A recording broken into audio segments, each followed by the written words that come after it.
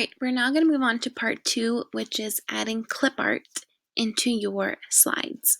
So I'm going to show you how I made this slide. I always add in review slides so that students are able to review concepts for the chapter, and the more they see it, hopefully the more they are retaining that information.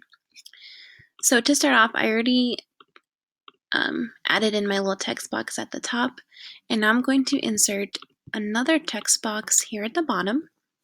And it is now a transparent color. So I'm going to click on my paint can and just pick any color. And now I have a rectangle. I'm going to change the border weight just so it kind of stands out a little bit. And I'm going to copy it over a couple of times because we do have 4 types of two-dimensional shapes. I need 4 boxes.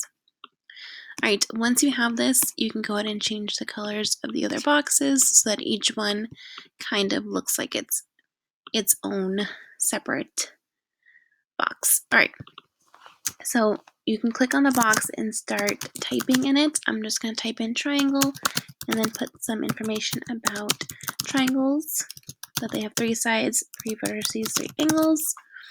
I'm going to center that, and I'm going to make it look a little bold. Alright, for the rest of them, I'm just going to type in the name of the two-dimensional shape so I can spend more time showing you the clip art. Alright, so now I have my 4 boxes: triangle, quadrilateral, pentagon, hexagon. So me personally, I did purchase clip art from Teachers Pay Teachers to use in my lessons.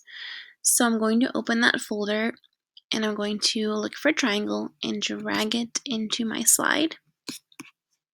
And I now have a giant triangle on my page. I'm going to go ahead and scale it down to a more appropriate size and leave it in my triangle box. If you do not want to purchase clip art from Teachers Pay Teachers, there are shapes that are already included in your slides. So I'm going to show you how to add that in. You go to the top and you look for insert. Then you're going to scroll down until you see the word shape. And then here is where you have a whole list of shapes you can use. So I'm going to click on this right triangle and I'm going to drag it into my box. And I'm going to change the color and then also add a little bit of a border so it kind of matches the one I already included. And you can do the same thing for the other shapes. So I'm going to add in a couple different quadrilaterals, making sure I'm choosing colors that kind of stand out. Let's see if I can find a different one. Here we go.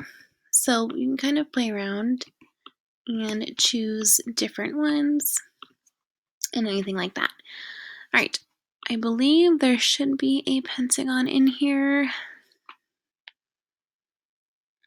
I don't see a normal pentagon unless oh, there we are. I could have been a little bit blind.